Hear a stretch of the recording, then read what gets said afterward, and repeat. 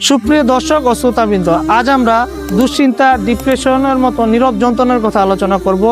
কোরআন সুন্নাহর আলোকে জানার চেষ্টা করব এর প্রতিকার। দুশ্চিন্তা, ডিপ্রেশন আমাদের জীবনে অবিচ্ছেদ্য বাস্তবতা।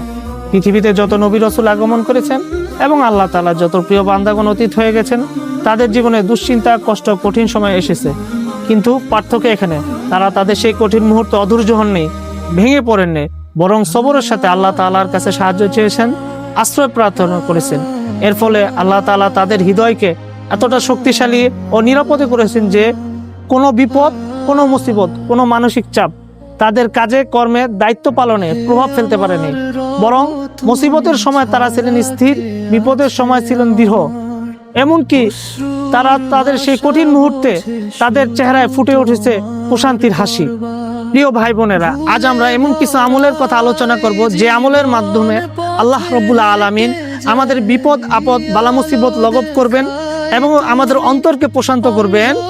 দুশ্চিন্তা ও ডিপ্রেশনের মাঝে মানসিকভাবে স্বাভাবিক ও দৃঢ় থাকার তৌফিক দান করবেন ইনশাআল্লাহ। এক নম্বরে যে আমলের কথা আলোচনা করব, আল্লাহ তাআলা পবিত্র কালামুল্লাহ শরীফে ইরশাদ করেন, আলা বিযিক্রিল্লাহি তাতমাইন্নাল কুলুব। আর জেনে রাখো, আল্লাহর জিকিরের মাধ্যমে অন্তরসমূহ প্রশান্তি লাভ করে। দুই নম্বরে যে আমলের কথা আলোচনা করব, হযরত আনাস ইবনে মালিক রাদিয়াল্লাহু তাআলা আনহু হতে বর্ণিত, রাসূল সাল্লাল্লাহু আলাইহি সাল্লাম কঠিন বিপদে পড়লে এই দোয়াটি বেশি বেশি পাঠ করতেন। দোয়াটি হচ্ছে এই, আল্লাহুম্মা ইন্নী আউযু বিকা মিনাল হাম্মি ওয়াল হাজনি ওয়া আউযু বিকা মিনাল আজজি ওয়াল কাসলি ওয়া আউযু বিকা মিনাল জুবনি ওয়াল বুখলি ওয়া আউযু বিকা মিন গলাবাতিদ দাইনি ওয়া কাহরির রিজাল। তিন নম্বরে যে আমলের কথা আলোচনা করব, পবিত্র কালামুল্লাহ শরীফে আল্লাহ তাআলা ইরশাদ করেন, ইয়া আইয়ুহাল্লাযীনা আমানুস্তাঈনু বিস-সাবরি ওয়াস-সালাহ। হে মুমিনগণ, তোমরা সালাত এবং ধৈর্যের মাধ্যমে সাহায্য প্রার্থনা করো।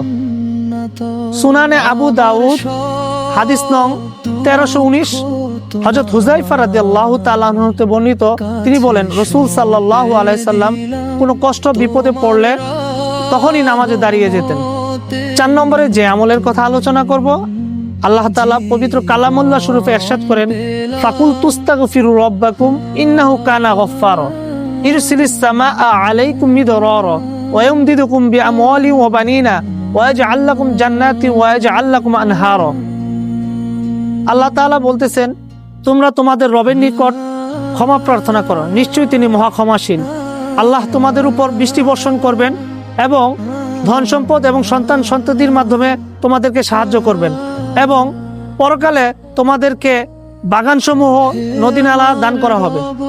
সুনানে আবু দাউদ 1518 নং হাদিসে আল্লাহ রাসূল ইরশাদ করেন, যদি তোমরা বেশি বেশি ইস্তেগফার করো তাহলে তোমাদের দুশ্চিন্তা থেকে মুক্তি দান করা হবে, তোমাদের সংকটকে নিষ্ক্রিয় করে দেওয়া হবে এবং তোমাদেরকে এমন জায়গা থেকে রিজিক প্রদান করা হবে যা তোমরা কখনো ভাবনি।